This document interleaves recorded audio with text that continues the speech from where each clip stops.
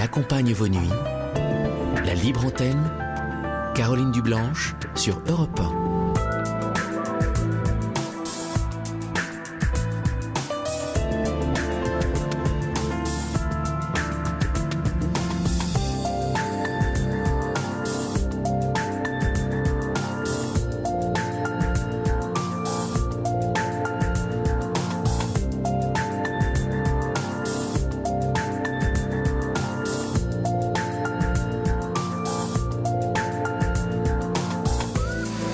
Bonsoir, heureuse de vous retrouver juste après le journal de 23h pendant toute la durée de la Coupe du Monde de football. 23h, 1h du matin, 2 heures de direct, 2 heures volées à la nuit pour nous confier vos doutes, vos inquiétudes, vos fragilités, vos attentes, vos rêves. Vous avez carte blanche au 39 21. Paul et Amandine vont vous y accueillir très chaleureusement sous le regard complice de Philippe Chartier qui signe la réalisation de l'émission. Et nous vous invitons également à réagir sur la page Facebook, par mail europe1.fr ou par SMS au 7 39 21, SMS précédé du mot nuit. 39 21, on attend vos appels. Europe 1. Bonsoir Nicolas. Bonsoir Madame Caroline. Bonsoir. Eh bien voilà, en quelques mots, je vous rappelle ma demande. Je suis musicien et en retraite. D'accord. Il y a pas mal d'années en arrière, j'avais avec moi une partenaire qui m'était très chère. Malheureusement, la vie nous a séparés. C'est pour cela que je voudrais passer un petit message pour essayer de la retrouver. Ah, de quel instrument jouez-vous, Nicolas ? J'étais accordéoniste. D'accord. Alors la mort d'Yvette Horner a dû vous attrister, là ? Ah bah, vous savez, il y en a déjà pas mal qui sont partis, hein. Ça, c'est sûr. Oui, mais il n'y avait pas beaucoup de femmes. C'est un. Ah bah oui. C'est plus beaucoup d'hommes, hein, qui. Oui, c'est vrai, elle d'hommes. était quand même. C'était une grande artiste. Oui. Donc accordéoniste, et cette musicienne que vous recherchez, jouer de l'accordéon également ou d'un autre instrument ? Oui, elle jouait de l'accordéon. D'accord. Enfin, elle jouait pas de l'accordéon, elle m'accompagnait plutôt au tambourin. Elle faisait de l'animation, quoi. Mais vous organisiez des spectacles, vous étiez tous les deux ? Ah non, j'organisais pas de spectacle. On me téléphonait, je n'étais pas organisateur moi-même, hein. C'est à la demande du client, quoi. D'accord, mais c'était votre métier néanmoins. Oui, c'était mon métier. Votre métier. Oui. Aujourd'hui, donc, vous êtes à la retraite, mais vous continuez à jouer, j'imagine, pour le plaisir. Oui, je fais un petit peu de synthétiseur parce que. Ah, vous êtes mis au synthétiseur. Oh bah j'en ai toujours fait, hein. D'accord. Voilà. Et alors aujourd'hui, c'est un peu une bouteille à la mer que vous lancez là, via la magie des ondes. Oui. Comment se fait-il que vous soyez perdu de vue ? Parce que je voudrais pas être indiscrète, mais c'est quelque chose que vous avez confié hors antenne à Paul. À un moment, cette femme a joué un rôle plus important aussi dans votre vie, plus intime. Oui, c'est ça.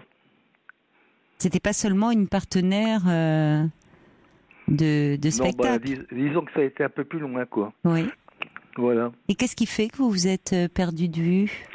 Elle a eu des propositions plus intéressantes et moi je n'ai pas voulu la retenir. Et puis. Alors quand vous parlez de propositions, c'est honnête ou malhonnête ? C'était sur un plan professionnel ou privé ? Non, sur un plan professionnel. Ah d'accord, elle a pu Et puis j'ai pas voulu. Et puis on s'est quitté bon ami, quoi. Hein.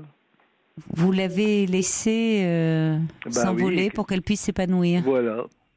Et vous n'êtes pas resté en contact ? Non. Et il y a combien de temps que vous l'avez perdu de vue ? Ça fait plus de 20 ans. Hein. Plus de 20 ans ? Oui. D'accord. Et qu'est-ce qui fait qu'aujourd'hui, vous y repensez, que vous aimeriez la revoir ? Il y a un événement en particulier qui suscite cette nostalgie un peu ? Il n'y a pas un événement particulier, mais ça me ferait plaisir ça serait que de l'entendre, d'entendre sa voix, quoi. Oui, déjà. Et savoir ce qu'elle est devenue, quoi. D'accord.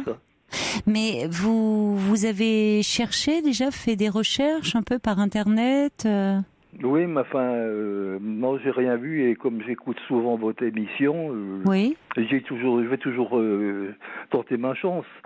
Ah, je vais passer sur votre antenne. Ah bon, d'accord. Oui, oui. Puis alors, au moment de passer, mon téléphone, la batterie de mon téléphone a lâché. Ah mince. Alors là, du coup, j'ai acheté un téléphone comme avant avec un fil.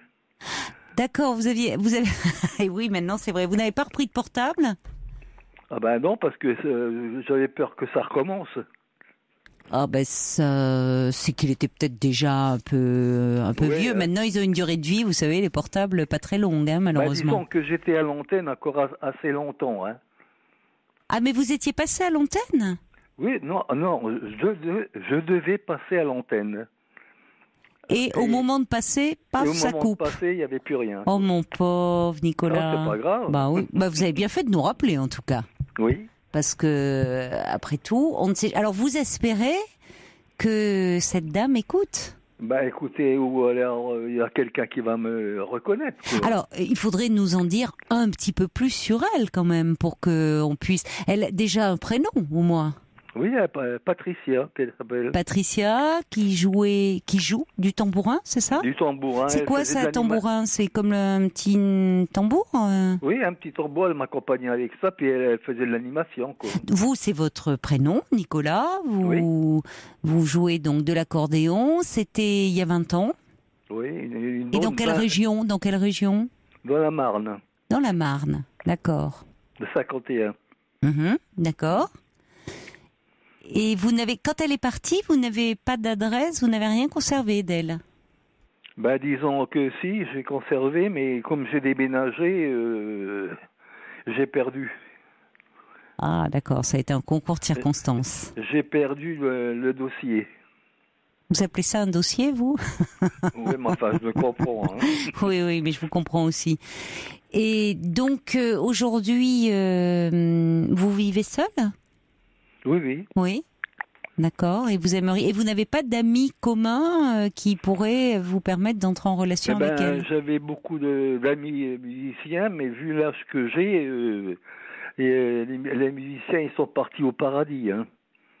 Parce que j'avais beaucoup d'amis musiciens, mais qui n'étaient pas tous jeunes, quoi. D'accord. Mais alors. Bon, Patricia, c'était dans les années donc... oui, il y a 25 ans. Il y a 20-25 ans. Il faudrait vraiment... Mais parfois, c'est ça la magie de la radio. Hein, c'est on lance un appel et puis qui sait, on serait heureux pour vous, évidemment, de vous mettre en relation. Bien sûr. Si vous la retrouviez. Bon, parce que toutes vos recherches jusqu'à présent n'ont rien donné, malheureusement. Non. Est-ce que je pourrais lancer mon message? Ah ben bien sûr, allez-y Nicolas, vous voulez faire un message plus personnel? Bon, on y va. Hein. Alors, Patricia de Saint-Dizier dans la Haute-Marne. La dernière fois que nous sommes vus, c'était dans la ville de Nice. Où que tu sois, si tu entends mon appel et que tu veux bien me contacter, mon numéro de téléphone... Non, pas de téléphone à l'antenne. Ouh là là, Nicolas, qu'est-ce que vous alliez faire là? Je vous arrête tout de suite. Non, attendez, je ne veux pas donner mon numéro de téléphone. Vous m'avez fait peur, hein, parce que là, toute la nuit... Bon. Non, Nicolas, ne recommencez pas depuis le début.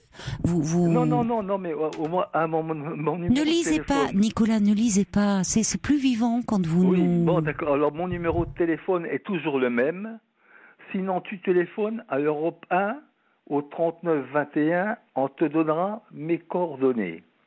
Alors, oui ? C'est promis, on va relayer si on a un appel de Patricia 39 21. Il y a les mails aussi, europe1.fr, la page Facebook. D'accord. Et c'est promis, bien sûr qu'on serait très heureux de vous communiquer son numéro de téléphone et de vous mettre en relation.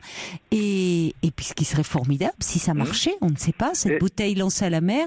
Le 21 juin, vous savez que si vous êtes un fidèle de l'émission, vous faites la musique dans l'émission. Et si vous pouviez, peut-être que vous pourrez nous jouer un petit morceau ensemble. D'accord. Qui sait?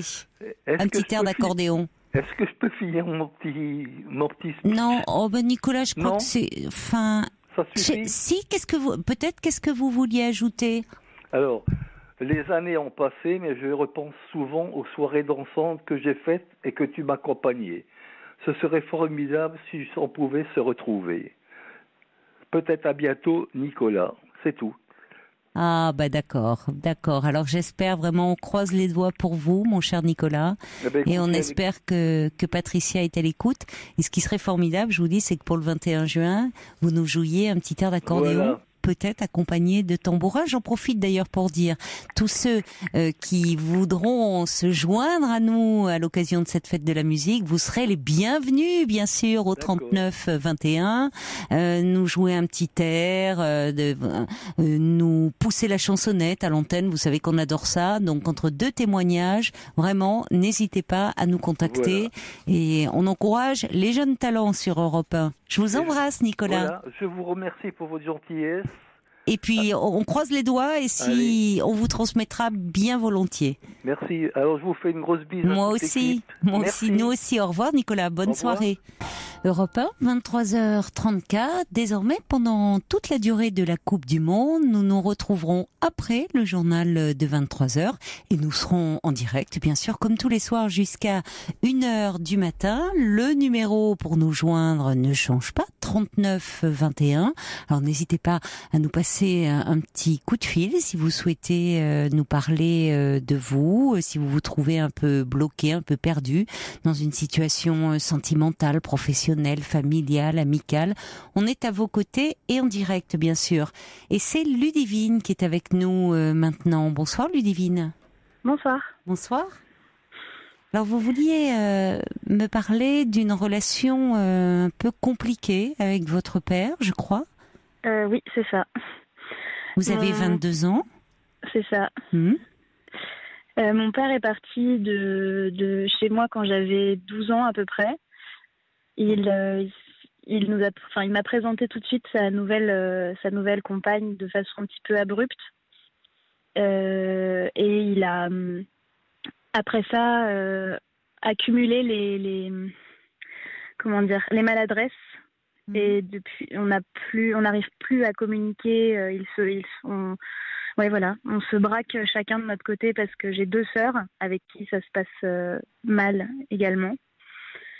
Et là récemment, la semaine dernière, il s'est marié avec une autre compagne et ça a explosé le week-end dernier, quoi. Qu'est-ce qui s'est passé à l'occasion de ce mariage ? On a été très très déçus du placement des tables. Les enfants de la nouvelle compagne de notre père étaient à la table. À la table des mariés. À la table des mariés. Oui. Et nous, on était 2 tables plus loin, quoi, au fond de la salle. Ah oui, en effet. Je comprends que vous soyez blessé. Ouais. Parce que ça compte, vous parler de place, quoi. Là, c'est les plans de table, mais c'est symbolique. Si on suit les traditions, les gens dans le fond, c'est ceux dont on n'en a rien à faire. Oui, même si ce n'est certainement pas le cas. J'espère, mais c'est un peu l'impression qu'ils nous donnent. Oui, en tout cas, vous, évidemment, ça vous a fait mal de vous retrouver relégué en arrière-plan. Voilà. Vous avez pu en parler, alors évidemment pas le jour du mariage, c'était pas le moment, mais c'est important. Comme ça. Qu'est-ce qui a explosé ? C'est-à-dire que à un moment, vous, une de vos sœurs. Alors le lendemain, il y avait un déjeuner qui était prévu. Oui. Et une de mes sœurs n'a pas voulu assister à ce déjeuner. Oui. Et du coup, on s'est retrouvés avec mon autre sœur face à notre père à devoir expliquer pourquoi notre sœur n'était pas là. Ah oui, c'est compliqué. Vous deviez parler un peu en son nom. Voilà. Et c'est sa compagne qui a lancé les hostilités en nous disant qu'on ne reverrait plus jamais notre père, qu'on ne remettrait plus les pieds dans leur maison parce qu'on était insolentes et qu'elle en avait marre de notre comportement. Du coup, on s'est un peu isolés à 4 pour parler de ça. Mon père, sa femme et ma sœur et moi. Et la fille de sa compagne s'est tout de suite rajoutée à la discussion alors que ce n'était pas sa place. Non. Du coup, ça nous a un petit peu encore plus frustrés. Et ma sœur, qui n'a jamais rien dit à notre père sur tout ce qui la décevait, tout ce qui la pesait depuis son enfance. Oui. Elle a tout sorti ce jour-là et du coup, ça. Oui. Mais oui, c'est ça. Ça après... a explosé, vraiment. Alors, vous avez 22 ans, Ludivine, vos sœurs ont quel âge ? 32 et 34. D'accord, vous êtes la petite dernière, vous. Voilà. D'accord. Du deuxième mariage. Deuxième mariage, d'accord. Donc, vous étiez plus en retrait. C'est une de vos sœurs qui vraiment ce jour-là lui a dit tout ce qu'elle avait sur le cœur. Mais pas seulement à votre père, sa nouvelle épouse était présente et la fille de cette dernière aussi. Exactement. Mm-hmm. Et moi, j'ai quand même parlé à la fin, peut-être en choisissant mal mes mots, mais j'ai voulu faire comprendre à sa femme que ce n'était pas contre elle, qu'on n'en avait pas contre elle. Et mon père, qui n'avait rien dit de la discussion, c'est un homme très sensible, hein, il pleurait et tout ça, c'était assez horrible pour nous. Ah bon ? Oui, lui a réagi aussi fortement, mais... Oui, mais... Il s'est effondré, lui. Oui, mais quand moi j'ai parlé, il s'est énervé très fort contre moi. Tiens donc, pourquoi ? Donc moi, parce que j'ai évoqué un sujet qu'il a l'impression de maîtriser. Parce qu'il nous reproche toujours de mal juger ses compagnes, qu'on soit contre lui, qu'on ne veut pas son bonheur, qu'on ne prend pas en considération qu'il a quelqu'un dans sa vie et qu'on n'aime pas ses compagnes. Mais le problème, c'est je veux pas juger, mais il les choisit pas très très bien, quoi. C'est-à-dire que ça, vous faites aussi référence à ce qui s'est passé. Vous me dites que quand votre père est parti de la maison, donc ils ont divorcé avec votre mère ? Oui. Très vite, très tôt, enfin vous, ça vous a semblé très tôt, il vous a présenté à ce moment-là la nouvelle femme qui était dans sa vie ? Ah mais c'était très tôt, c'est-à-dire qu'on devait partir en vacances tous les deux. Oui. Et il a amené cette femme avec sa fille. Oui, il vous l'a imposé. Il me l'a imposé dans un cadre qui devait penser être idyllique pour une présentation. Mais c'était pas le cas. Enfin, comment une petite fille est censée aimer la personne qui remplace sa mère ? Comment votre mère a vécu justement cette séparation, elle ? Puisque c'est très mal. Elle a été malheureuse Très malheureuse, oui. Très malheureuse, oui. Donc vous restiez seule avec elle ? Oui. Puisque donc vos deux grandes sœurs étaient déjà issues d'une première union et puis vous avez une différence d'âge un peu importante. Donc vous étiez seule avec votre mère qui était malheureuse, quoi. Voilà. Oui, donc évidemment, vous le dites vous-même, ça pouvait déjà, les conditions étaient telles que vous ne pouviez pas accepter d'emblée, encore moins aimer, cette femme qui débarquait dans la vie de votre père et vous aviez le sentiment qu'elle remplaçait votre mère. C'est normal, du haut de vos 12 ans, j'ai envie de dire, et c'était une position un peu infernale. C'est-à-dire qu'à la fois vous aviez envie de voir votre père, mais ce faisant, le voyant avec sa nouvelle compagne, vous pouviez avoir le sentiment de trahir votre mère. Oui, en soi oui, mais ma mère m'a toujours dit tu ne me trahiras pas parce que je sais que tu m'aimes. Elle sait que je l'aime plus que je pourrais jamais aimer quelqu'un d'autre. Donc c'est. Oui, mais par loyauté. Ça n'a rien à voir. Oui, non, mais par loyauté. Ça a quand même quelque chose à voir.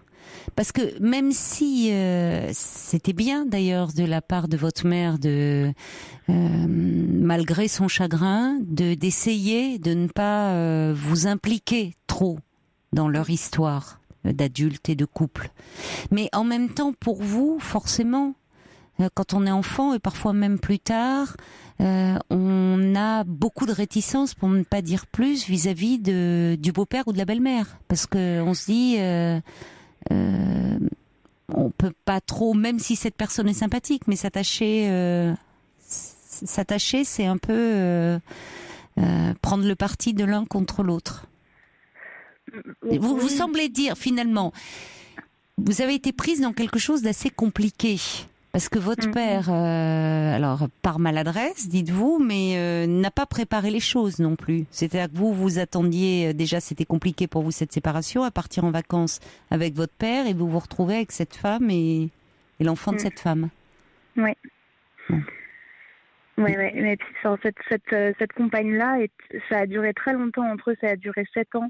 Mhm. Et elle n'est pas encore été diagnostiquée parce qu'elle refuse de se faire soigner, mais elle est, je sais, j'ai pas d'autres mots et je sais que c'est un mot un peu général, mais elle est folle. Oui, ça veut pas dire grand-chose, je suis d'accord avec Oui, vous. ça veut pas dire Mm. grand-chose, mais elle est, elle est manipulatrice et un Mm. petit peu, je sais pas, un peu bipolaire aussi. Mm. Enfin, c'est très. Elle continue à envoyer des messages à mon père, à lui envoyer des lettres, alors que j'ai dû bloquer cette femme de son téléphone. C'est vous qui l'avez fait? Oui, ah oui, parce que il gère pas très bien ses relations, parce que Enfin, c'est incroyable quand même. C'est à lui de gérer ça, c'est pas à vous. pendant que cette femme était là, mon père habitait toujours sur Paris et nous on habitait. Enfin, moi j'habitais pas chez lui, j'habitais chez ma mère, mais ma sœur, elle habitait chez lui. Et et ça se passait très très mal entre ma sœur et cette femme. Parce que cette femme disait que ma sœur n'avait aucun droit d'être là, qu'elle n'avait pas sa place, c'était la plus âgée, donc elle était censée avoir pris son indépendance. Ce qu'elle avait fait, mais elle avait eu des problèmes, donc elle était obligée de revenir chez son père. C'était pas forcément la meilleure chose pour elle non plus. Et un jour, enfin, il lui parlait souvent de ce que disait cette femme à son sujet. Parce qu'il se séparait beaucoup de cette femme, il se séparait Donc, à il peu se près tous les confiait à 4 votre mois. sœur. Exactement. En lui disant toutes les choses horribles que cette femme lui racontait sur elle. Et ensuite, il lui demandait de l'apprécier, enfin de faire semblant de l'apprécier quand elle revenait. Oui, mais c'est n'importe quoi. Oui. Et moi, j'ai vécu 1 an, parce qu'on a déménagé, et j'ai vécu 1 an avec lui seule. On a déménagé à l'autre bout de la France, du coup ça a mis de la distance entre eux, mais elle continuait à venir quand même. Et un soir alors qu'il était allé la chercher à la gare, elle n'est pas venue. Oui. Et ça a mis fin à leur relation. D'accord. Sauf qu'elle continue toujours à lui envoyer des SMS, des lettres. Et du coup, moi, il m'en parlait. Et je lui ai dit, mais tu peux pas la bloquer? Il m'a dit, je sais pas comment on fait. Et du coup, je l'ai bloquée. D'accord, ça c'était plus l'aspect pratique en fait. Oui, voilà. Oui. Oui, mais votre père, vous, alors pas sur la fonction pratique, je comprends très bien ça. Évidemment, vous êtes plus à l'aise que lui ne l'était bon. Mais je trouve que même avec votre sœur, il vous mettait à une place qui n'était pas la vôtre. Voir ma grande sœur qui ne me montre jamais ses émotions et qui rentre dans ma chambre en pleurant un soir, je pouvais pas bien aimer cette femme. Il y a quelque chose en moi qui s'est changé à ce moment-là. Genre, elle est rentrée dans ma chambre et elle s'est assise sur mon lit et elle s'est mise à pleurer. Et voir ma sœur pleurer à cause de quelqu'un comme elle, ça m'a énormément... Ça va bouleverser, ou ça vous a bouleversé, ça vous a bien sûr touché. Oui, vous étiez très en colère contre cette femme. Mais vous me parlez de cette femme qui a, d'après ce que vous me dites, des problèmes. Hein, oui. Mais il y a un autre point qui aussi me paraît problématique, c'est l'attitude de votre père dans l'histoire. Parce que le fait que votre père se confie, s'ouvre à votre sœur aînée de ses difficultés de couple, de ses relations, de ce que lui faisait porter ou subir cette femme, déjà ça ne va pas. C'est pas à sa fille qu'il devait s'en ouvrir. Et en plus, après, alors qu'il finalement se plaignait de cette femme en montrant tous ses mauvais aspects et tout en n'arrivant pas à s'en séparer malgré tout, se pose question, demandant à votre sœur aînée quand ils étaient ensemble, de faire comme si de rien n'était, et même de montrer de l'estime et de la sympathie pour cette femme, c'est n'importe quoi. Vous voyez, c'est-à-dire que je comprends qu'à un moment toute votre colère, amertume se soit portée sur cette femme, mais il y a quelque chose aussi dans l'attitude de votre père qui n'a rien fait pour arranger les choses. Je trouve qu'il est très... Je trouve qu'il assume pas ses responsabilités, lui. Pas du tout. C'est exactement ce qui se passe en ce moment. Parce que j'en reviens au mariage, mais nous, on s'est excusé, on s'est senti très très mal avec ma sœur de Oui, d'avoir, j'imagine. entre guillemets, ruiné ce jour. Bon, c'était le lendemain déjà. Pardon. Hein. Oui, mais c'était une continuité. Oui, mais c'était une continuité Oui. de leur mariage. Oui, mais je sais bien, oui, évidemment, je dis ça pour, bon, c'était oui, pas le jour bien sûr, même, il n'y a comprends. pas eu d'esclandre, mais évidemment, c'était le lendemain, le déjeuner. On n'a même pas mangé, hein. Ça s'est passé 10 minutes après qu'on soit arrivé. J'imagine, ma pauvre, oui, que ça a bien dû vous couper l'appétit, tout ça. On est parti tout de suite après, et c'est Oui. ça en fait, c'est ça qui nous a fait le plus mal, entre guillemets, c'est de leur avoir donné des armes pour nous taper dessus, en fait, parce que on arrive, on fait un esclandre, et puis après on s'en va. Mais c'est votre sœur aînée qui a explosé finalement là. C'est la cadette, ouais, c'est celle du milieu. Ah, c'est celle du milieu qui a dit à votre père tout ce qu'elle avait sur le cœur, mais il aurait mieux valu évidemment qu'elle lui dise en tête à tête. On a essayé, mais le problème c'est que c'est sa femme qui a pas voulu céder du terrain et qui a dit non, la discussion c'est maintenant, il n'y a pas d'autre moment, c'est maintenant, j'en ai marre. Oui, mais c'est incroyable parce que finalement qui a parlé? C'est cette femme. Et votre père, lui, il pleure. Enfin, oui. Vous voyez, il se comporte comme un enfant, je trouve. C'est un adolescent. Enfin, moi, c'est ce que je dis depuis quelques années maintenant. C'est un adolescent qui fait sa crise d'adolescence et qui nous fait porter ça, en fait. Et nous, donc, on s'est excusés après cette journée. On a envoyé un très, très long message à notre père sur un groupe où on est tous ensemble. On est mes deux sœurs et moi et notre père. Il a attendu une semaine pour répondre et sa réponse fait penser que vraiment il nous en veut de cette situation, que tout est de notre faute, qu'on a ruiné son mariage, qu'on a ruiné ses projets de vie. Il a dit des choses très dures à ma sœur aînée parce qu'elle a dit que lui, si pour lui tout se résumait au mariage, lui ça faisait des années qu'il lui pourrissait sa vie. Enfin, qu'il la décevait. Oui, c'est ça et le problème. Oui, alors, évidemment, le moment était mal choisi et en même temps, c'est souvent dans ces moments-là que ressortent tout ce qui couvre finalement, tous les manques, toutes les frustrations, toutes les douleurs. Et cette histoire de place, j'y reviens quand même. C'est-à-dire que, alors que les enfants de sa nouvelle épouse étaient à leur table, à la table des mariés, vous vous êtes sentis relégués au second, quatrième plan. C'était les témoins de sa femme. Mais on aurait pu être à la table à côté. Enfin, s'il veut avoir ses filles à côté de lui. Oui, symboliquement, tout à fait. Ou de toute façon, mettre sur un même plan. Si les enfants de sa nouvelle épouse étaient à la table, en tant qu'enfant, vous auriez dû également être à cette table. Ça coule de source, normalement. Donc, on voit bien derrière que certaines... Enfin, on voit bien. J'en sais rien après tout.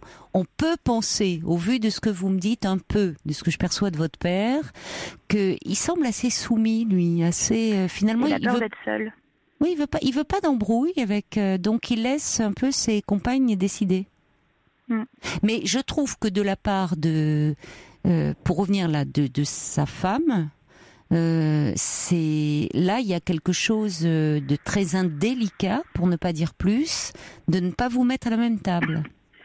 C'est parce que quand sa fille est arrivée, elles nous ont dit mais si vous aviez participé au mariage ou à la préparation du mariage, vous auriez bien vu que votre table elle était loin. C'est un peu facile comme ça veut argument, dire quoi, je trouve. En fait oui, c'est ça. Il aurait fallu qu'on vous implique davantage. Enfin, c'était plus facile. On habite à 600 km. Enfin, on peut pas descendre les week-ends, nous. Enfin, on n'a pas d'argent et puis pour descendre. quand bien même il est logique. Enfin, les enfants, c'est plus compliqué pour vous parce que vous, il y a tout un passif avec votre père. On l'entend bien. Oui, voilà. Elles ont pris le train en marche. Elles savent pas en fait. Non, elles ne savent pas. Elles ne savent pas, évidemment. Qu'est-ce qu'il leur raconte? Qu'est-ce qu'il leur dit pour que ça se passe comme ça à chaque fois?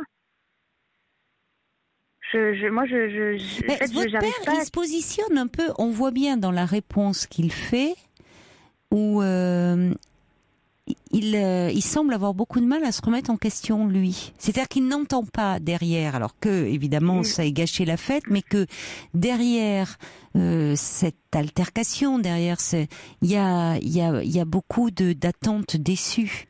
Or, une fois, il vous met au même plan, comme si vous étiez des personnes lambda qui viennent de la famille, bien sûr, mais gâcher la fête. Or, il est votre père.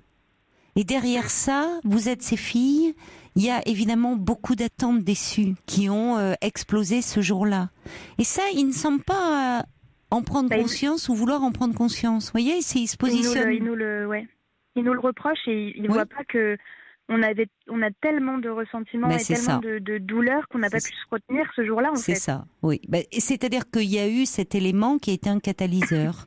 C'est-à-dire comme si vous ne comptiez pas, en tout cas, ou pas assez aux yeux de votre père. Mais nous, on a vraiment eu l'impression que sa femme attendait ce moment depuis des années. Parce que quand elle a vu qu'il n'y avait pas ma sœur aînée, elle a sauté sur l'occasion, quoi. Oui, on a vraiment eu cette impression. Elle aurait pu, je trouve, se tenir à distance. J'entends ce que vous dites. C'est-à-dire que elle aurait dû prendre sur elle et se tenir à distance et se dire ça la concerne pas finalement. Mais elle ne sait pas faire la différence parce que je vous donne un autre exemple de cette relation qui est pas saine. On devait tous partir en vacances dans une maison et qu'on avait louée avec des amis de la famille. Et quelques mois avant ses vacances, il dit non, ma femme n'a pas pu prendre ses vacances, du coup on ne part pas. Et on apprend quelques semaines plus tard qu'en fait elle a réussi à prendre ses vacances, qu'ils partent dans un autre pays et qu'ensuite ils sont à 40 kilomètres de là où on est, avec les enfants de sa femme. Oui, c'est nul. Et ils ne sont pas venus nous voir, quoi. Oui, c'est nul, c'est très décevant. Mais votre père, une fois encore, n'assume pas. Non, et je trouve que, vous voyez, au-delà, j'entends ce que vous me dites de la personnalité des femmes, mais je trouve que votre père, en étant si passif, parce qu'il est très passif, lui, lui, il reste en retrait, il pleure, il se contente de pleurer, lui. Mais il s'énervait contre moi. Il s'énervait, mais il se met, il vous laisse dans un face-à-face qui devient vite redoutable. Il ne s'interpose pas, il n'est pas du tout protecteur vis-à-vis de vous. C'est-à-dire qu'à un moment, de la part de son épouse, elle aurait pu se dire, bon, c'est une histoire entre mon mari et ses filles, je me tiens en retrait, je les laisse, elles ont besoin de parler à leur père. Et si, quand bien même elle avait insisté, votre père aurait dû dire, écoute, donne-moi un moment, j'ai besoin de parler avec mes filles. Voilà. Ouais, mais elle ne conçoit pas le couple comme séparément. Oui, enfin, ça Ils va. Ils doivent être toujours ensemble. Oui, mais enfin, y a vous avez, votre père, il a eu une vie avant elle. Mais et les histoires, comment ? J'ai même pas le droit de mentionner ma mère. Oui, parce que j'allais vous demander, cette femme, vous l'aviez rencontrée avant le mariage, vous me parlez de ses vacances. Ça fait 3 ans qu'ils étaient ensemble. D'accord. Mais vous n'avez pas le droit de parler de votre mère. Non. Il y a un an, j'étais dans la voiture avec mon père parce qu'il venait me chercher à la gare. Oui. Et il m'a amenée chez lui et il me dit d'ailleurs, en face de ma compagne, ne mentionne pas ta mère. Ça l'énerve. Je dis oui, mais ma mère existe, ma mère, je suis le témoin qu'il y a eu quelque chose. Oui, tout à fait. Et ma mère a eu la mauvaise idée d'envoyer un message un jour à mon père récemment. Et c'est elle qui a répondu en disant « Le passé, c'est le passé, merci de ne plus nous importuner. Je réponds avec l'aval de mon père, enfin voilà. Oui, mais enfin, plus nous importuner. Là encore, bon, déjà la réaction, on voit bien, est totalement excessive. Il y a des personnes comme ça, femmes ou hommes d'ailleurs, qui ne supportent pas que leur compagne, mari ou femme ait eu une vie avant. Mais oui, ils veulent l'exclusivité et donc dans cette vie d'avant où il y a eu des enfants, ça leur rappelle cette vie d'avant. Il y a quelque chose d'insupportable, comme s'ils se sentaient eux remis en question. Ça témoigne d'une grande fragilité en fait. Bon. Oui, mais c'est pas du tout le cas. Non, on n'est pas en compétition. Mais j'entends bien, Ludivine. Le problème, vous allez dire que j'y reviens encore. Oui, je suis désolée, votre père dans la voiture, quand il vient vous chercher à la gare, qui vous dit ne mentionne pas le nom de ta mère, l'existence de ta mère, parce que ça va faire des histoires. Lui, mais il est complètement, il se dédouane complètement de ses responsabilités. Il n'assume rien, parce que c'est-à-dire qu'à un moment, ça serait à lui de dire, écoute, Ludivine, si à un moment, surtout qu'en plus, bon, vous êtes intelligente, vous n'allez pas parler de votre mère à tout bout de champ, mais si à un moment vous l'évoquez, c'est pas contre elle, c'est pas contre cette nouvelle femme.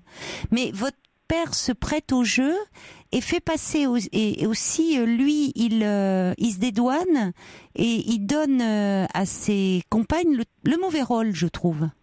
Parce que votre mère, quand elle a envoyé un message, c'était à votre père. Oui. Bon, je suis désolée. Pourquoi il laisse sa femme répondre? Enfin, qu'il a su. Oui, non, mais oui. Je lui donne pas d'excuses. Je lui cherche absolument pas d'excuses parce que moi, je trouve ça ignoble et je l'ai su que récemment et ça m'a pas mis dans de bonnes conditions pour le mariage. Mais ensuite, ce que lui a fait, c'est qu'il a appelé ma mère le lendemain avec un téléphone fixe de son travail. Et il lui a dit, je suis désolée, pour le bien-être de mon couple et de mon histoire, je te mets en indésirable. Et on passera par Ludivine pour les questions administratives. Mais franchement, il est d'une indélicatesse terrible. Vraiment. Oui. Mais il est, c'est-à-dire que, alors, il choisit peut-être toujours un peu le type de femme comme vous décrivez. Il est soumis, passif, mais je trouve que du coup, lui, ça le dédouane un peu, et ce sont ces femmes qui passent pour des marâtres. Enfin, vous voyez, lui au fond, il est là. C'est pas moi, hein. Il veut pas d'histoire, votre père. En fait, il veut pas d'histoire. Du coup, moi, le problème, c'est que on va continuer à en parler, hein, Ludivine, après le journal de minuit. Ne raccrochez pas. À tout de suite, à dans quelques minutes. À tout de suite. Elle accompagne vos nuits. La libre antenne, Caroline Dublanche sur Europe 1.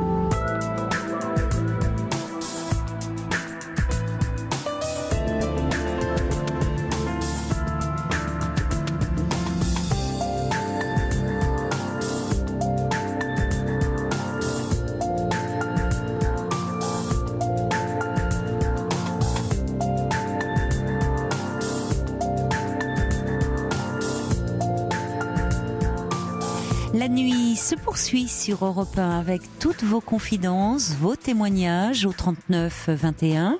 La ligne est ouverte jusqu'à 1h du matin. Alors n'hésitez pas à nous passer un petit coup de fil si vous avez du mal à trouver le sommeil, si vous êtes tracassé, que vous vous sentez un peu seul, un peu perdu. On est à vos côtés et on essaiera un peu de vous éclairer et de vous aider à avancer dans votre vie avec l'aide des auditeurs, bien sûr, qui nous font l'amitié d'être à l'écoute. Donc on vous invite à réagir, 39 21 évidemment, mais aussi la page Facebook, les mails, europe1.fr ou encore vos SMS au 7 39 21. Nous sommes en compagnie de Ludivine, vous êtes là ? Oui. Alors Ludivine, vous avez 22 ans, vous nous expliquez que le week-end dernier c'était le remariage de votre père et que à cette occasion il y a un incident qui a explosé entre une de vos sœurs et votre père puisque qui a démarré par le fait que vous étiez un peu reléguée, vous êtes sentie complètement mise à l'écart, les enfants de sa nouvelle épouse étant à la table des mariés et vous à part, et ça a fait remonter évidemment tous les manques, tout ce qui vous avez, toutes les déceptions, toutes vos blessures que vous avez eues au cours de l'enfance et de l'adolescence. Vous, dans cette histoire, parce que vous avez beaucoup parlé à l'occasion de cette altercation de vos sœurs, vous, dans tout ça, comment vous vous situez? Qu'est-ce que vous auriez envie de faire aujourd'hui? Parce que là, il y a un peu quelque chose de collectif, où aussi vous avez parlé au nom de vos sœurs, mais en même temps, même si vous vous sentez, je l'entends, très solidaire de vos sœurs, il y a un moment, vous, qui avez ce lien aussi avec votre père, comment vous envisagez un peu l'avenir? Qu'est-ce que vous comptez faire? Je sais pas, en fait. Je sais pas où me placer, puisque quand je parle, il me renvoie sur les roses, entre guillemets. Il a toujours l'image de moi d'une petite fille qui sait pas trop où est sa place. Ah oui, mais pour cause. Il m'a souvent reproché. Il m'a souvent dit que j'étais pas à ma place, que j'avais pas à réagir comme je réagissais, et donc je réagis plus en fait, parce que je sais plus quoi dire, puisqu'il il écoute pas en fait. Il n'entend pas. Il veut bien comprendre que ce qu'il veut bien comprendre. Oui, il n'entend pas que si vous n'êtes pas à votre place, comme il vous le dit, c'est qu'il y a une raison à ça. Et qu'est-ce que vous, quand il vous dit ça, vous l'entendez comment? C'est-à-dire que il vous reproche, selon vous, de vous mêler trop, de ne pas apprécier ses nouvelles compagnes. Voilà, de pas rester à ma place, que je donne mon avis, mais je donne pas mon avis. En fait, je disais juste ce qui me faisait souffrir. Ou c'est vrai que parfois j'ai des formulations de phrases et des mots un peu intempestifs qui peuvent être mal interprétés, mais quand je les dis, c'est pas le but en fait. Enfin, quand je les disais, ce n'était pas le but du tout, parce que je voyais pas, je pensais pas à mal. Et puis un jour, moi, ce qui m'a vraiment décidé de plus jamais me laisser blesser, alors que c'est. Bah, c'est compliqué, hein. Parce que c'est votre père et c'est tout, oui. Je voulais lui faire une surprise et l'emmener à un concert le dernier concert d'un artiste qu'on aime beaucoup tous les deux. Oui.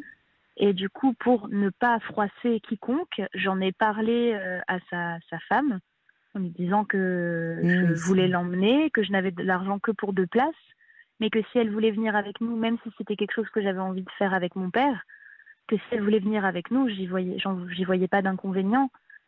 Et elle s'est braquée tout de suite, elle l'a très mal pris. Du coup, mon père a été mis au courant parce que le trajet du retour a été très froid. Et du coup, il lui a demandé, et du coup, elle lui a dit. Et ils sont allés parler tous les deux pendant que moi, j'attendais à côté de la voiture. C'est incroyable, oui. Et parce qu'ils habitaient pas au même endroit à ce moment-là. Et quand on est reparti chez mon père, je me suis fait incendier dans la voiture en disant que les surprises, c'était bien quand on avait 4 ans et demi, qu'il fallait prendre en compte qu'il était avec quelqu'un maintenant. Et j'ai appris cette année, en fait, il m'a envoyé une vidéo d'un concert. Et c'était ce concert-là, où il y allait avec elle. Non, mais c'est incroyable. C'est le fait. Enfin, moi, j'en reste même sans voix. Je trouve dans le manque de tact, l'indélicatesse de votre père là. Hein. Parce que alors que ça partait pour vous, on entend le désir qu'il y a le fait, vous aviez envie de lui faire plaisir, vous aviez envie d'un moment, de quelque chose qui vous réunissait autour de la musique, d'un artiste que vous aimiez, mais vous avez eu la gentillesse et la délicatesse, connaissant un peu le fonctionnement de votre père et de votre belle-mère, de proposer quand même. Néanmoins. Mais je m'interroge, alors la réaction de votre belle-mère, et on voit bien, enfin là il y a un problème, c'est-à-dire au lieu de dire bien évidemment, enfin c'est pas parce qu'on n'est pas obligé de tout faire ensemble, et elle pourrait comprendre que vous avez aussi besoin de moments seuls avec votre père.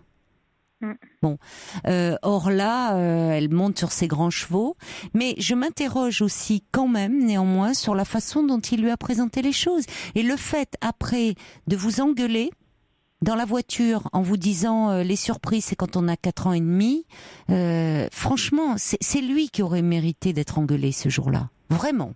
Vraiment. Ouais. J'aimerais, vous voyez, si il écoutait, lui dire un peu ce que j'en pense, parce que là, il retourne toujours la situation. Il ne voit même pas la demande qu'il y avait de votre part, ce besoin de proximité avec lui, ce besoin de lien, d'échange, et vous vous faites engueuler, et il a la goujaterie de vous envoyer la vidéo, donc en disant l'idée que vous aviez vous de dire voilà, je l'ai partagée avec elle. C'est nul, c'est nul. C'était un an plus tard, et quand moi je lui ai parlé parce que le concert, je l'avais quand même prévenu 1 an à l'avance pour qu'il se prépare, pour que voilà. Hein. Mais il me l'envoie donc 1 an plus tard, donc je lui téléphone quelques jours plus tard en lui disant, en lui lançant une petite pique, en lui disant alors ce concert c'était bien. Il m'a dit ah oui super. J'ai d'autres vidéos si tu veux, je te les envoie. Et je lui dis non en fait, non pas du tout. Non mais c'est incroyable. Il agit, enfin là, je trouve que c'est très violent ce qu'il vous fait subir. C'est très violent. Je ne sais pas s'il en a conscience, mais je pèse mes mots, c'est violent. parce qu'il quand il est quand très immature, votre père. Il est très égoïste en fait, très centré sur lui, malheureusement. Vous êtes, d'ailleurs, je reçois beaucoup de messages pour vous, Ludivine, dire que celle qui se comporte en adulte dans l'histoire, c'est vous. Vous faites preuve de beaucoup plus de maturité. C'est Michel qui est à Nîmes qui dit ça. C'est aussi quelqu'un qui... Le message n'est pas signé, mais dire au regard des maladresses du père, la maturité d'esprit et le caractère réfléchi de Ludivine est stupéfiant. Ah. Et en plus, écoutez, je trouve qu'il y a chez vous beaucoup de... Malgré tout, vous dites même d'ailleurs à ce mariage que vous avez essayé, vous, de dire que à cette femme que c'était pas contre elle, évidemment, que c'était quelque chose entre vous et votre père. Vous avez essayé de rattraper le coup. Enfin, c'est là que vous vous montrez, vous, pleine de délicatesse vis-à-vis qui sont mal interprétées et qui sont même rejetées. Et c'est violent ce qu'on vous fait vivre, parce que votre père, alors moi je me disais en vous écoutant, on voit que il veut pas d'histoire, hein, il veut pas d'histoire, il laisse, donc lui il s'efface complètement. Il s'efface dans la situation. C'est pas lui, c'est pas moi qui décide. Tu comprends? Bah c'est elle. Non, elle ne veut pas. Donc ne parle pas de ta mère. Ne fais pas ci, ne fais pas ça. Donc en gros, c'est elle la méchante. Alors elle a un comportement particulier. On est d'accord là-dessus, parce que ça serait à elle aussi de vous inclure dans leur vie.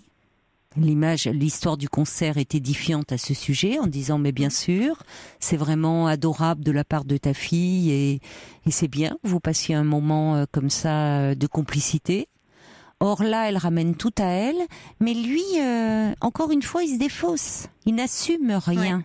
Non seulement il se défausse, mais en plus il vous engueule. C'est lui qui mériterait d'être secoué et engueulé. Mais le problème, c'est ce que ça, on revient au même souci, c'est qu'il n'entend pas. Et tant qu'il n'aura pas réagi de lui-même, il pourra pas, il se passera rien en fait, parce que il a des amis, enfin 2 amis, ses témoins à son mariage, nous ont dit, mais il est désolé du mot, mais il est con. Pourquoi il agit comme ça? Mais je comprends que ses amis réagissent comme ça. Parce que je veux pas le dire, on est à la radio, mais oui, j'aurais même dit plus. Ils ont déjà essayé de lui parler, mais il n'écoute pas en fait. Il est braqué dans sa vie et nous, ça nous fait le sentiment qu'il a une nouvelle famille. Et c'est très douloureux pour vous, c'est ça qui est très violent. C'est-à-dire que c'est comme si, quand vous dites, ça vous donne le sentiment qu'il a une nouvelle famille, et comme si vous n'aviez pas de place dans cette nouvelle famille. Oui, mais il nous dit tout le contraire. Hein. Il nous dit mais non, mais j'avais des projets. Je nous voyais habiter dans cette maison, aller dans ce petit village pour aller faire le marché. Rentrer et ma compagne qui vous accueille dans ma maison, qui traite Ludivine comme une princesse. C'est pas le cas. Je devais me lever le matin pendant qu'elle faisait son jogging pour avoir un moment seul avec mon père. Sinon, elle était tout le temps là. Oui, c'est ça. Elle est dans un lien. Ils sont dans un lien complètement fusionnel où ils ne peuvent rien faire l'un sans l'autre, mais où lui, par l'attitude qu'il a quand il appelle votre mère en disant « je te classe en personne indésirable », enfin la violence des termes, encore une fois, cautionne ça.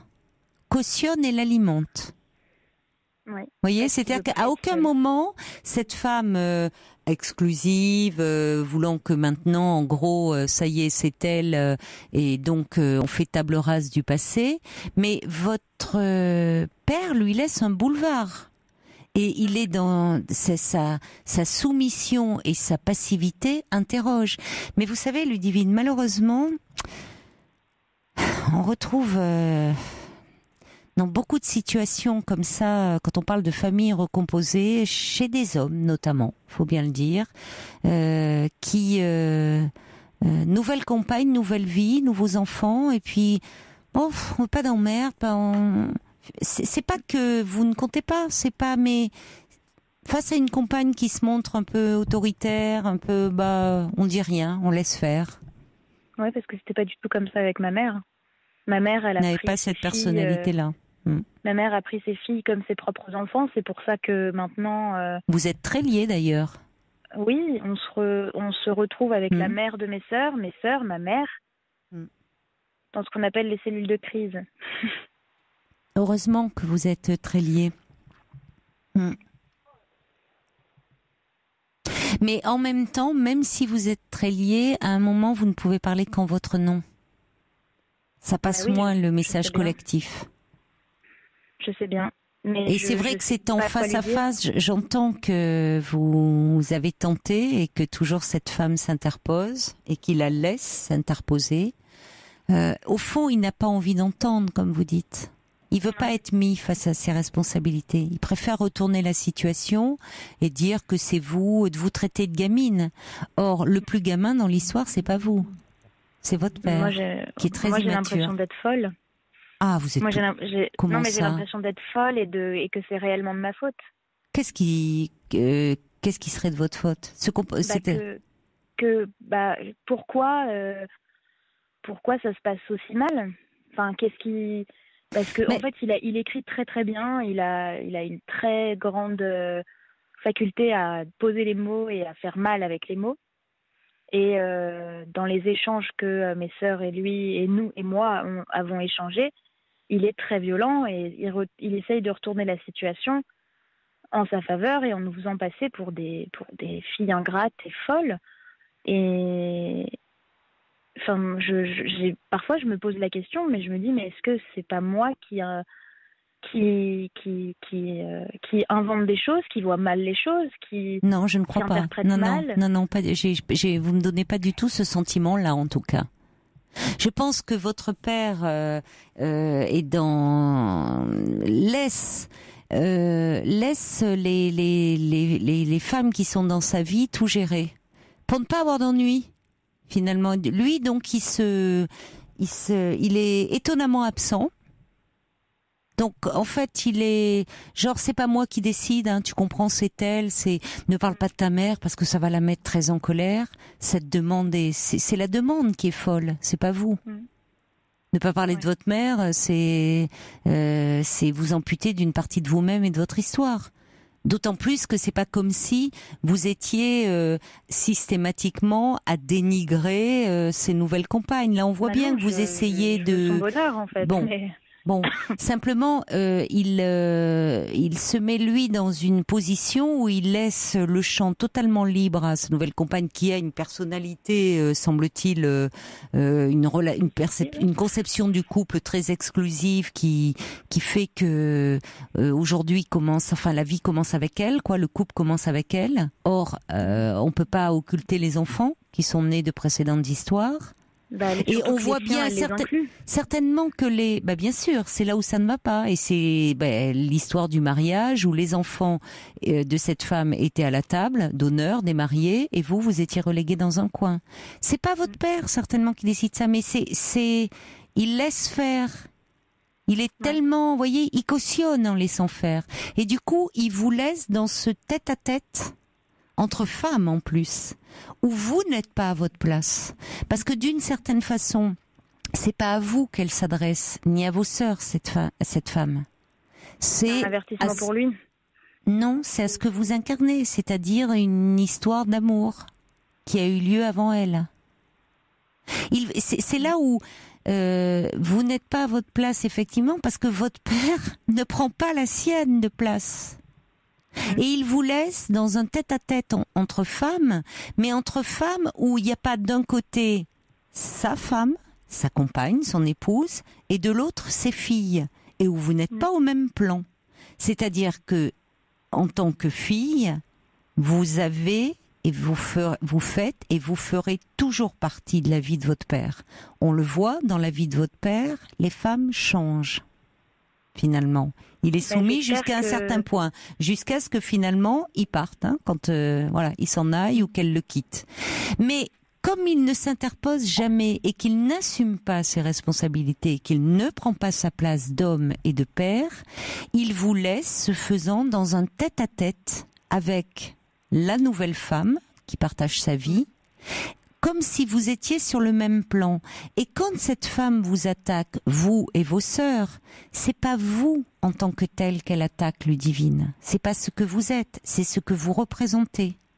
C'est-à-dire le fruit d'amour passé. Comme si elle se sentait menacée. Donc, vous n'êtes absolument pas en cause dans cette histoire.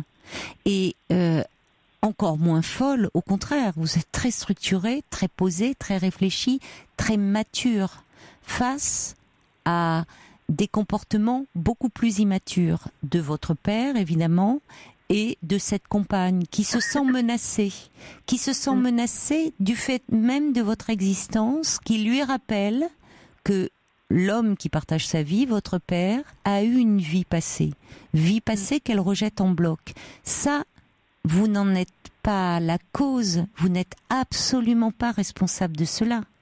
C'est son histoire à elle. Qu'est-ce qui fait qu'elle se sent si menacée ?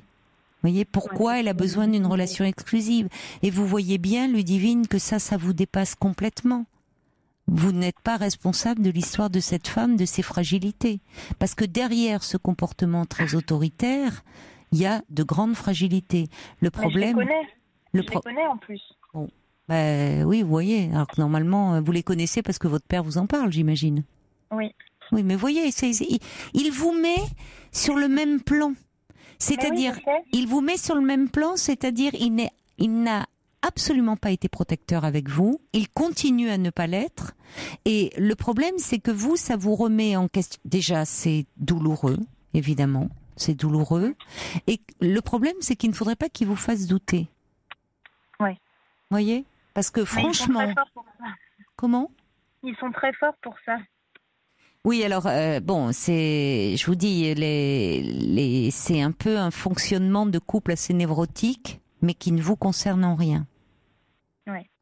On va accueillir. Ah mais franchement, je sais pas si vous me connaissez, mais en général, je dis les choses comme je les ressens, hein, comme oui, bon. Et si je pensais que il m'est arrivé de dire parfois à des enfants, même des enfants adultes, qu'après tout, la vie de leurs parents, les choix amoureux de leurs parents ne les regardaient pas, et qu'on n'était pas obligé d'aimer son beau-père ou sa belle-mère, mais au moins essayer d'avoir des relations de courtoisie. Le problème, c'est que là, il y a quelque chose qui fait que ce n'est pas possible. Et c'est pas vous qui vous cherchez à provoquer. On va accueillir Marc qui est avec nous au 39-21 et qui voulait réagir à votre histoire. Bonsoir Marc. Bonsoir Caroline. Bonsoir. Oui, moi j'ai pas eu cette histoire de couple, mais j'ai eu un petit peu ce gros problème. Hein. J'étais absent pendant de longues années, mais j'étais très bien. Hein. Et je suis revenu donc en Bretagne où j'avais ma mère qui avait 93 ans, qui était grabataire. Mon frère, s'en occupait. Et je me suis un petit peu aperçu que c'était quelque chose, elle était dans son lit, elle était dans des conditions assez déplorables, même si elle était pas maltraitée. Et j'ai voulu un petit peu, prendre les choses en main. Et ma sœur et ma propre famille m'ont clairement fait comprendre que j'étais de trop. Et effectivement, ce que je voulais dire, c'est que quelquefois, il faut toujours essayer de rester sur le ton de la convivialité et de ne pas exploser, quoi. Parce qu'après, on s'aperçoit qu'on dit... trop longtemps. Oui, mais c'est vrai, vous avez tout à fait raison. Hein. Moi, ça fait 3 ans finalement que ça dure, cette histoire. Après, quand une mère disparaît, il y a des histoires d'héritage, on fait comprendre que, il y a plein de choses. Et comme vous dites, après, on croit qu'on est fou. Hein. Moi, ma propre sœur m'a dit d'aller me faire psychanalyser. Hein. Donc c'était un peu grave, quoi. Alors c'est vrai que j'ai peut-être eu des torts de vouloir un petit peu de temps en temps, comme vous l'avez fait, hein, disons, je veux pas dire exploser, mais de dire les choses, le ressentiment que j'avais depuis de nombreuses années vis-à-vis de ma famille qui était pas très unie non plus, hein, mais ça c'était peut-être pas le problème. Hein. Et ça fait très très mal. À un moment donné, on se sent coupable de choses que l'on n'a même pas commises, quoi. Et ça, c'est grave, hein, parce que on s'aperçoit qu'on... Oui, parce qu'on se vit dans ces cas-là comme un fils ou une fille ingrate. Voilà. Et ce qui est toujours douloureux, ça engendre beaucoup de culpabilité, parce qu'en fait, derrière ces expressions qu'on vous dit quand on explose en famille, quand à un moment, c'est la colère qui prend le pas, derrière la colère, il y a beaucoup d'attentes déçues. C'est toujours ça qu'il faudrait entendre, c'est beaucoup d'attentes déçues. Mais en même temps, c'est culpabilisant pour un enfant adulte, d'en arriver à dire des choses parfois dures ou comme si c'était un jugement porté sur le comportement des parents. Mais il vient un moment où, quand on est adulte, évidemment, on a aussi un regard comme ça sur les parents et le fait qu'il y a eu beaucoup de manque et beaucoup de souffrance derrière. Et on vous renvoie l'image, comme on le fait avec Ludivine et ses sœurs, de celui qui dérange finalement. Voilà, c'est un petit peu ce que moi je ressens, hein. Mais c'est des choses, finalement, j'ai dit à ma sœur des choses que j'avais vécues durant ma jeunesse, hein. Et à 66 ans, bon, tout ça c'est revenu sur la table. Et c'est très frustrant. Enfin, moi, à un moment donné, j'ai même arrêté de téléphoner où j'écrivais, hein. Je faisais un message et puis terminé, parce qu'à chaque fois que je téléphonais à ma propre sœur, c'était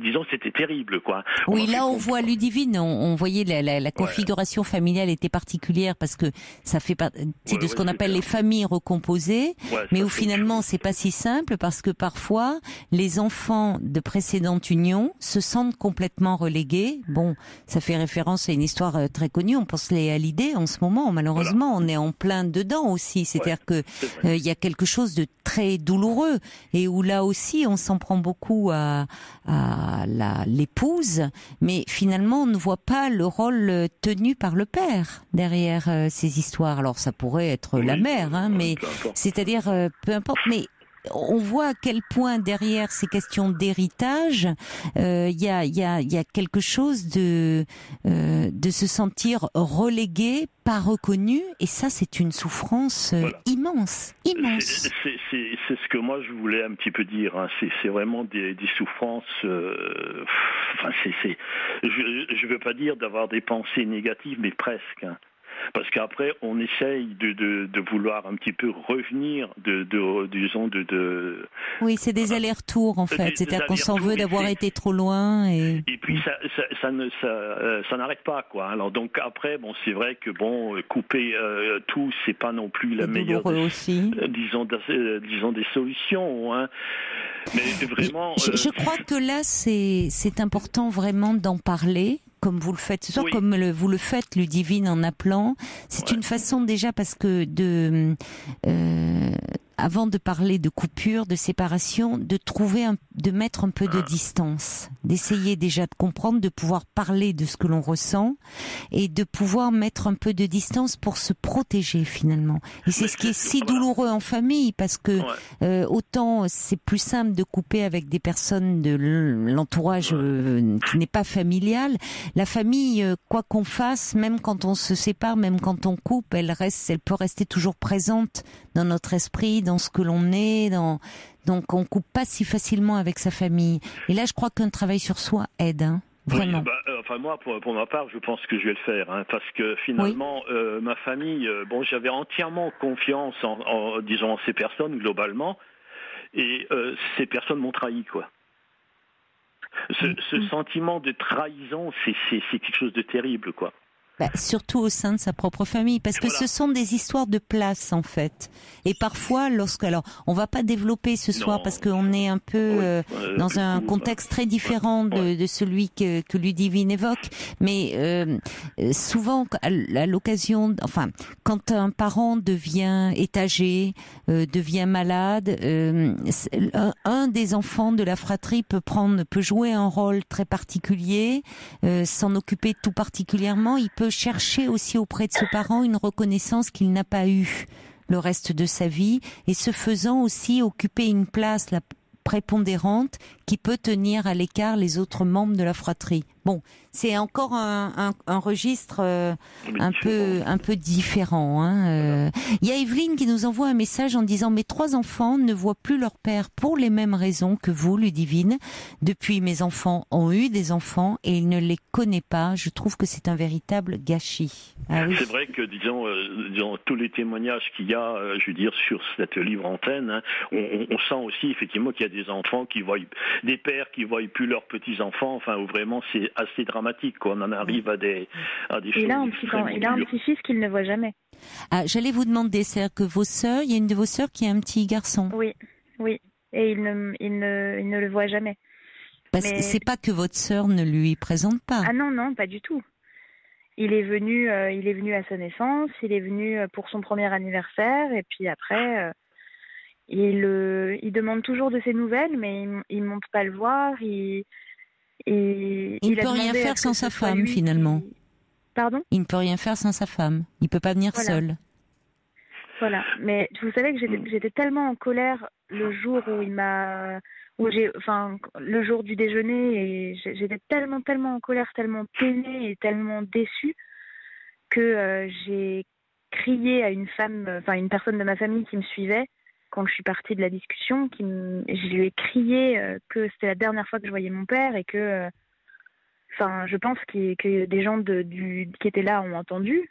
Et je veux pas arriver à ce point-là. Je comprends parce que c'est des.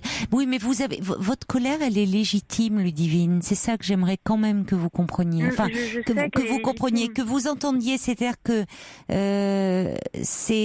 j'entends votre culpabilité derrière tout ça, et j'entends surtout que c'est très douloureux, tout ce que vous vivez.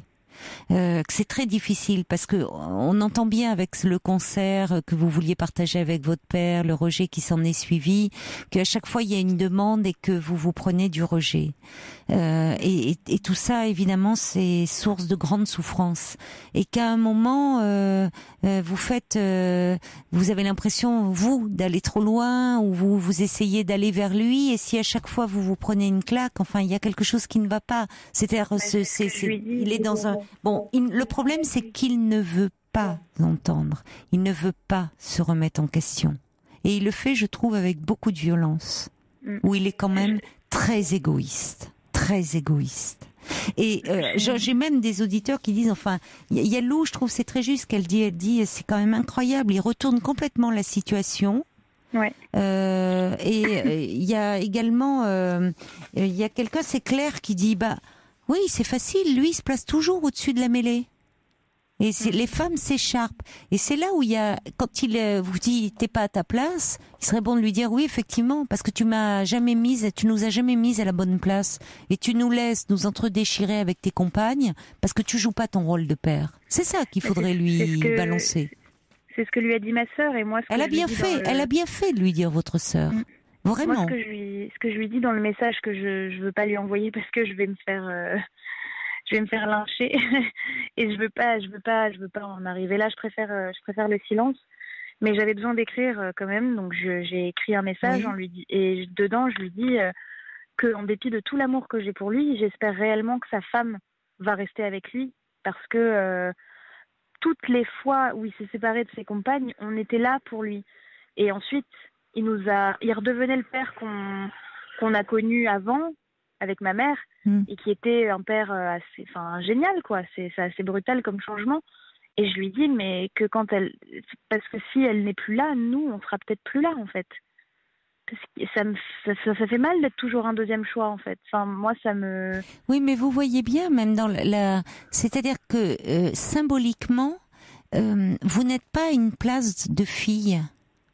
C'est-à-dire quand la compagne, quand la femme qui est dans sa vie n'est plus dans sa vie, il se tourne vers vous. C'est même pas un second choix. C'est-à-dire que c'est comme si c'est un renversement des rôles. C'est comme si vous étiez chargé de consoler votre père. Mais en revanche, il n'entend pas du tout que vous avez manqué de protection de sa part, qu'il ne vous a pas protégé. Il ne sait pas être un père. Et il vous met en compétition avec ses compagnes, ses épouses. C'est ça qui ne va pas. C'est un fonctionnement très névrotique. Et, de ce fait, il se trouve sans le savoir, sans en avoir conscience, des femmes qui ont un comportement elles-mêmes assez névrotique. Donc, ce que j'aimerais, à l'issue de notre échange, au moins ce soir, Ludivine, c'est que vous entendiez que votre colère, elle est non seulement légitime, mais saine. Parce que tout ça est douloureux pour vous. Il vous fait vivre des choses douloureuses. Je ne dis pas qu'il le fait consciemment pour vous faire mal, mais il est très irresponsable et très immature, votre père. Et en l'occurrence, vous, pour vous sortir de tout ça, pour essayer de donner du sens à tout ça, vous avez dû au contraire développer une très grande maturité. Et finalement, vous montrez, vous, presque en position très de parent vis-à-vis de lui, assez compréhensive et très indulgente. Et même là, ce message qu'après tout, vous avez parfaitement le droit de lui envoyer, de lui dire que son comportement vous fait mal et qu'il se comporte mal avec vous, vous avez le droit de lui dire. Mais j'ai l'impression que si je lui envoie maintenant, c'est la fin, quoi. La fin de quoi ? Que je le reverrai plus, en fait, parce que une fois que je lui aurai dit tout ce que j'ai sur le cœur, il va me répondre, et moi, je vais pas pouvoir me... Vous n'êtes pas obligé de répondre à ce qu'il vous dit. Vous n'êtes pas non plus obligé, parce qu'il y a des choses qui, à un moment, vous lui dites, vous, ce que vous avez sur le cœur, vous n'êtes pas obligé de rentrer dans un échange, notamment si cet échange consiste en un retournement de situation où il vous culpabilise, où il vous dit que vous vous comportez comme une enfant, qui ne comprend rien, qui rejette ses compagnes. Voyez ? Alors là, ça ne mérite pas de réponse. Vous le mettez un peu face à lui-même et ses responsabilités. Bon, cela dit, je pense là aussi, tout comme Marc, que peut-être pour un peu trouver un peu d'apaisement et de sérénité dans une relation qui est bien complexe et bien douloureuse, mais encore d'une fois, pas du tout de votre fait, ça il faut que vous en ayez conscience.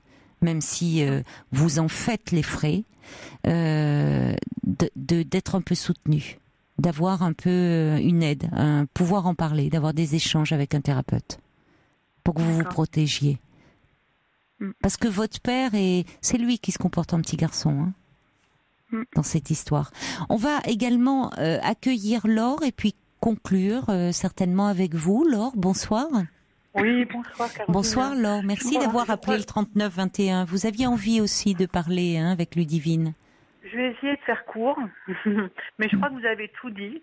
C'est-à-dire que bonjour Ludivine et bon courage. Bonjour. Merci. Qui vous attend.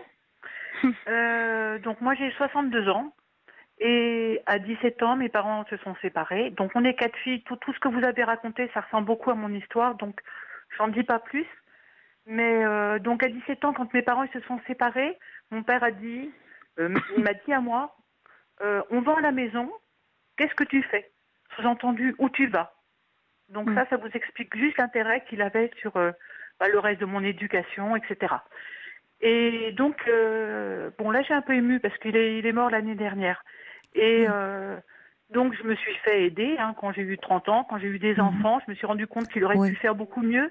Oui. Donc voilà, et quand j'ai réalisé que tout ce que j'avais raté, puis tout ce qu'il aurait pu faire qu'il n'a pas fait, en se trouvant des bonnes excuses, moi j'ai dit à ma psy, je lui ai dit, moi je veux que mon père il meure, quoi, voilà. J'étais prête à le tuer tellement que c'était horrible. Et elle m'a dit, vous pouvez pas, puis vous pouvez même pas faire comme s'il était mort parce qu'il n'est pas mort. Et donc on a cherché une solution. Et donc toute ma vie, j'ai continué à l'appeler une fois par mois. Et puis je faisais comme si tout allait bien, comme si c'était un père normal. Et puis en vieillissant, il s'est rendu compte, parce que mes autres sœurs ont quand même réagi autrement que moi. Et puis donc vers les 10 dernières années de sa vie, il voulait se faire pardonner. Donc je disais, pardonnez-moi, excusez-moi et tout. Et moi, je restais toujours sur ma position de lui dire, mais te pardonner, mais bien sûr, papa, il n'y a pas de problème, t'es mon petit papa, etc. Je lui disais ce qu'il avait envie d'entendre pour me protéger, mais je lui disais, par contre, oubliez, je peux pas. Et ça, c'était important pour moi qu'il comprenne qu'il m'avait fait du mal et que ça peut pas s'effacer. Et avant sa mort, donc un mois avant, on a appris qu'il était sur ces derniers jours. Et puis, je le voyais régulièrement, donc je suis allée le voir. Et j'habite assez loin, donc ça m'a pris du temps, de l'énergie. Et quand je suis rentrée chez moi, j'ai appris que finalement, il avait dit à une de mes sœurs qu'on n'était intéressé que par son argent, qu'il était amoureux d'une femme alors qu'il avait 87 ans, mais il était amoureux d'une aide-soignante qui avait 37 ans. Enfin, il refaisait son film. Oui, à nouveau. Il avait rien entendu, rien. C'était terrible. Et là, moi, d'un seul coup, c'est pas toute cette colère contenue, parce que la colère, elle était loin. Mais en tous les cas, ce que j'avais pas pu faire à 17 ans, je l'ai fait à 62. J'ai dit maintenant, dans ma tête, il est mort, je veux plus jamais entendre parler de lui, quoi. Et bon, il a essayé de me joindre, enfin bon, voilà, il a laissé des messages sur le répondeur et tout. Mais dans ma tête, c'était terminé. Moi, j'avais plus l'énergie pour revivre ce que j'avais déjà vécu. Et voilà, et il est mort. Je suis allée à son enterrement. Moi, il y avait des gens qui le trouvaient formidable. Ils ont fait des grands discours. Moi, j'étais d'une froideur. J'avais même honte d'être aussi froide, mais il n'y avait plus rien. C'était plus possible, quoi. Vous vous protégiez derrière votre froideur. Il y avait toutes vos blessures. Vous vous protégiez. Voilà. C'était pas de la froideur. C'était une façon de vous protéger. Oui. C'était tout sauf de la froideur. Hein. Souvent, c'est qu'on arbore un masque pour se protéger, pour ne plus être ou moins blessé. Voilà, mais c'est pour ça que j'ai dit à Ludivine. Oui, vous vouliez lui dire de se protéger aussi, hein, voilà. Finalement, au vu de votre histoire, Laure. Voilà, parce que vous voyez, j'ai 62 ans, c'est pas passé. Et j'étais en train de m'endormir et je me suis levée et je me suis dit. Voilà, il faut que je dise à Ludivine que ça va lui prendre toute sa vie et que son père, ce n'est que son père. Voilà quoi. À la limite, ce qu'il pouvait lui donner, il lui a donné. Maintenant, ce qu'elle doit se donner, elle va se le donner toute seule, quoi, parce que peut-être qu'il lui donnera plus jamais rien. En tout cas, j'aurais envie d'ajouter. J'espère que justement, pour que ça ne prenne pas toute la vie. Et pour que ça ne bouleverse pas tout et que ça ne nous envahisse pas totalement, il est important, là, un travail vraiment auprès d'un thérapeute permet de prendre une certaine distance. Et distance, ça veut pas dire coupure ou séparation, mais c'est-à-dire de comprendre ce qu'il y a, de pouvoir déjà exprimer ce qui nous fait mal, et après de comprendre ce qui est en jeu, et que souvent ça n'a rien à voir avec nous. Qu'est-ce qui fait qu'un parent n'a pas pu se comporter en parent, n'a pas pu être protecteur, un comportement finalement qu'on va qualifier de très névrotique, pour que justement ça ne nous empêche pas de construire notre vie. Malgré tout. Ou en tout cas de ne pas rester en attente. Parce que le risque, c'est de rester en attente un peu toute sa vie, jusqu'au bout, jusqu'au dernier moment, quand un parent a été défaillant, on va dire, sur ce plan-là. On attend toujours. Et cette attente est forcément source de souffrance. À un moment, arriver à se dire qu'il n'a pas pu. Il n'a pas pu faire autrement. Et pouvoir quand même continuer à avancer. Parce que d'autant que quand on entend Ludivine et quand on vous entend vous, Laure, c'est que malgré cette histoire, les liens douloureux, vous avez pu vous construire, vous êtes construite. Bon. Moi, j'ai peur de détester mon père. Oui, mais vous avez des raisons pour cela. Et je comprends que vous en ayez peur, parce que c'est toujours culpabilisant à un moment d'en vouloir. C'est même pas, je culpabilise pas, j'ai peur d'avoir cette relation qu'on a comme dans les films entre guillemets avec des enfants qui détestent leurs parents, et moi je veux pas arriver à ça. Non, mais dans ce que vous nous dites de votre père, on sent qu'il n'y a pas que cela, il y a beaucoup d'ambivalence et c'est bien compréhensible. Mais on sent aussi, vous m'avez dit, quand vous avez voulu l'inviter à ce concert, vous étiez en quête d'un moment comme ça de partage. Vous dites que il vous arrive de retrouver ce père et qu'à ce moment-là, il était génial, m'avez-vous dit. Donc, il n'y a pas que ça. Vos sentiments, ils sont très complexes et pour le moment très emmêlés. Vous ne faites pas que le détester. Il y a des moments où vous le détestez, mais vous savez, on est tous comme ça, Ludivine. Il y a des moments où on déteste aussi les gens qu'on aime. On n'est pas fait tout d'un bloc. En revanche, je vous assure que dans ces cas-là, et dans des relations familiales où là, il y a tellement d'enjeux, tellement d'affectifs, tellement d'émotions, tellement d'attentes qui sont déçues et qui créent, comme vous dites, parfois on en arrive à être froid, on se sent parce qu'on se protège. Je vous assure que là, la thérapie aide, mais aide vraiment, et aide notamment parce qu'on aide à se sentir moins blessé par certains comportements ou par certaines paroles. C'est pas simple, hein. Ça prend du temps. Vous m'avez dit la dernière fois que j'ai appelé. Je vous avais dit ça. Je vous ai déjà appelé pour un autre sujet. Oui. Et vous m'aviez déjà dit ça. Ça prend beaucoup de temps, hein, je peux vous le dire, mais à un moment, et c'est jamais complètement réglé, je vous rejoins, Laure, il y a quelque chose, il y a toujours une petite épine qui reste douloureuse, mais néanmoins, c'est quand on comprend que ce père ou cette mère qui a cette capacité, finalement, à ce pouvoir exorbitant de nous faire du mal, à un moment, la thérapie aide à prendre conscience que derrière, on ne voit plus seulement ce père ou cette mère, on voit aussi l'homme, la femme, l'enfant, le jeune qu'il a été, et pourquoi il a été comme ça. Et à ce moment-là, on se sent moins soi agressé. C'est-à-dire qu'au fond, il y a quelque chose dans son histoire qui fait qu'il ne peut pas agir autrement, et qu'on n'est pas en cause. On arrête un peu de se remettre en question. Oui, c'est pour ça qu'il faut pas attendre, parce que cette personne-là, elle est comme vous dites, elle est construite comme ça. Donc on peut, à la limite, c'est peut-être ce qui m'a aidé à lui téléphoner et avoir des rapports qu'il a pu penser normaux, lui. Oui, enfin, vous voyez ce que je veux dire, c'est, je l'ai pas agressé, j'ai pas réglé mes comptes, parce que de toute façon, il était comme ça, et c'est à ça que ça m'a aidé la psychanalyse justement. Bien sûr, oui. Je reçois un message, j'aurais bien aimé avoir le témoignage de ce monsieur qui s'adresse à vous, Ludivine. Il dit, Ludivine, votre histoire le touche, le remue même beaucoup, puisqu'il dit, j'ai été à ma grande honte manipulée, bâillonnée par une compagne qui, pendant 4 ans, a fait le vide autour de moi, y compris dans ma propre famille, y compris mes filles, que je ne pouvais plus voir qu'en cachette. Ça aurait été intéressant d'avoir en fait, ce qui est en jeu. Il y a Monica qui vous embrasse très fort, qui dit franchement, cessez déjà de vous remettre en question de façon si douloureuse. Vous êtes une jeune femme très mature, très lucide et très indulgente. Beaucoup plus en tout cas que votre entourage et que votre père. Il y a quelqu'un aussi qui dit quel dommage que cet homme, j'espère qu'un jour il pourra le réaliser, il faut jamais dire jamais, qu'il a la chance d'avoir des filles finalement aimantes, malgré tout ce qu'elles se prennent dans la figure, malgré toutes ces attaques.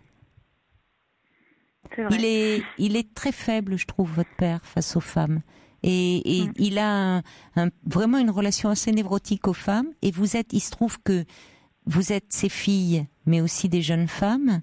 Et voyez, dans la façon dont il parle de vous à ses compagnes, et dont il vous parle à vous de ses compagnes, on a l'impression qu'il n'y a plus de barrière, qui vous met sur le même plan. Mais ça, c'est son problème à lui, Ludivine. C'est pas le vôtre. Vous le portez, mais c'est pas le vôtre. D'accord ? Oui. Bon. Donc, prenez soin de vous. Et si ça vous pèse trop, ce que je comprends, allez en parler un peu. D'accord ? Pour prendre un peu de recul. Merci beaucoup, Laure, pour la force de votre témoignage. Vous aussi, prenez soin de vous. Et merci à Marc également. Vous avez fait beaucoup... Disons, me téléphoner, pourquoi pas. Je pouvais donner mon numéro. Bon, j'ai pas leur âge. Hein. Moi, j'ai 66 ans. Ça peu importe. On voit que ça, finalement, c'est pas une question de génération. Hein, ça peut des fois aider aussi. Hein. Bon, moi, je suis en Bretagne. Alors, bon, c'est... Si ça vous tente, hein, vous pouvez, il n'y a pas de problème. Moi, je suis tout à fait d'avis de discuter. Au contraire, ça me ferait aussi beaucoup de bien à moi. Merci beaucoup pour votre proposition et pour votre témoignage. Au revoir. Au revoir. Bonne nuit à tous. Au revoir. Merci bien. Au revoir. Au revoir, Ludivine. Au revoir. Bonsoir, Pascal. Bonsoir. Superbe cette chanson. Oui, c'est vrai. Hein, c'est beau comme ça dans la nuit. Oh oui, ça fait du bien. En plus, vous êtes en ce moment dans une période faste. Vous vouliez un peu nous faire partager un moment de votre vie heureux. Et je vous en remercie parce que ça fait du bien. Vous avez retrouvé l'amour. Oui, Je pense aussi. Alors, il m'est arrivé quelquefois d'appeler la libre antenne pour demander des conseils, parce que j'étais pas bien. Et là, c'est vrai que je vis une période faste. Tant je mieux. touche du bois, voilà. Tant mieux. Alors faste, parce que bon, après avoir été 20 ans femme battue, 7 ans célibataire et en faisant des bêtises que mes enfants ont pu me reprocher, et avoir encore été 10 ans avec un homme qui me considérait plus bas que terre. Voilà, donc une fibromyalgie passant par là, et voilà, maintenant je renais. Et Vous l'avez rencontré quand, cet homme, et comment, peut-être? Alors, j'ai rencontré Cyril sur Internet il y a 4 mois. Voilà. Quand vous avez eu le courage de vous lancer, finalement, après ce parcours, quand même des histoires très douloureuses. Vous dites de la violence. Et à un moment, vous avez eu le courage, malgré tout, l'envie, le désir de... Oui, alors... de sortir de votre solitude, finalement, puisque vous avez eu un temps aussi où vous avez resté de longues années seule. Seule, oui, mais bon... j'avais pas l'impression d'être seule, mais... Enfin, je veux dire, sans relation amoureuse. Voilà, mais bon... Mais quel a été le déclic? Qu'est-ce qui fait qu'un jour vous vous dites... de bonheur, déjà. Quel a été le déclic? Qu'est-ce qui fait que vous vous êtes dit, tiens, je m'inscris sur un site? Plus l'envie de voir ce qui se faisait en ce moment. C'est-à-dire voir ce qui se faisait, la collection printemps-été 2018, c'est ça? Qu'est-ce qui se fait de nos jours? Bon. Et alors, qu'est-ce que vous avez trouvé? Et puis, oui, alors bon, pas tout de suite, mais bon, voilà, je suis tombée sur, oui, quelqu'un d'exceptionnel qui pensait pas non plus trouver là-dessus, voilà. Et, au bout de combien de temps, alors, vous l'avez rencontré, cet homme? Au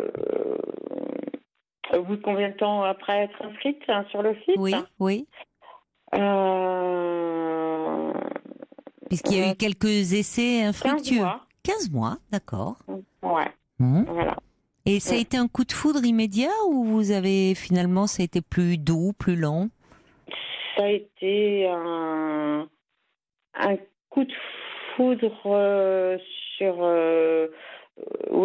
sur le site. Voilà, moi j'ai adoré son profil, il a adoré le mien. J'ai aimé sa photo, il aimait les miennes. Bon, voilà. Et voilà, on s'est rencontrés. Et qui s'est confirmé dans la réalité. Ah, complètement. Voilà. Alors, vous êtes ensemble depuis combien de temps maintenant? Alors, là, pour le moment, comme il est à 700 km, on se voit quelques jours, 3 fois par mois, voilà. On se voit, voilà. Mais bon, il y a une maison qui est prévue en construction et... Ah bon? Il y a un terrain, donc voilà. Vous êtes en train de faire construire votre future maison? Non, on est en train de... Là, on attend la réponse pour l'acquisition du terrain pour construire une maison, voilà. Une maison en bois. Ah oui, ça va vite. Une maison en bois. Ah oui, c'est très écolo, ça. C'est très tendance. C'est joli en plus, les maisons en bois. D'accord. Voilà. Pour, Mais il ne participe pas seul à mon bonheur. C'est mes petits-enfants et mes enfants avec qui j'ai retrouvé toute ma quiétude. Oui, vous ne faites pas de table rase du passé, contrairement à ce qu'on a évoqué là. Et il accepte justement, il vous accepte avec votre histoire, avec vos enfants, vos petits-enfants. Quand on aime une personne, on l'aime avec tout ce qu'elle est, et donc toute son histoire, tout son vécu, et les enfants en font partie, évidemment. Et ils ont fait connaissance récemment, et ils l'adorent. Bon, donc ça promet de beaux moments dans cette maison en bois en construction là. Ouais. On vous souhaite beaucoup de bonheur, hein, ma chère Pascale. Vraiment beaucoup de bonheur après toutes ces années bien difficiles. Merci d'avoir. Je vous donnerai les nouvelles. Avec plaisir. Je vous embrasse. Au revoir Pascale. Bonne nuit. Au revoir. Il est 1h du matin et je vous dis moi à lundi. Je vous souhaite un excellent week-end. Reposez-vous bien.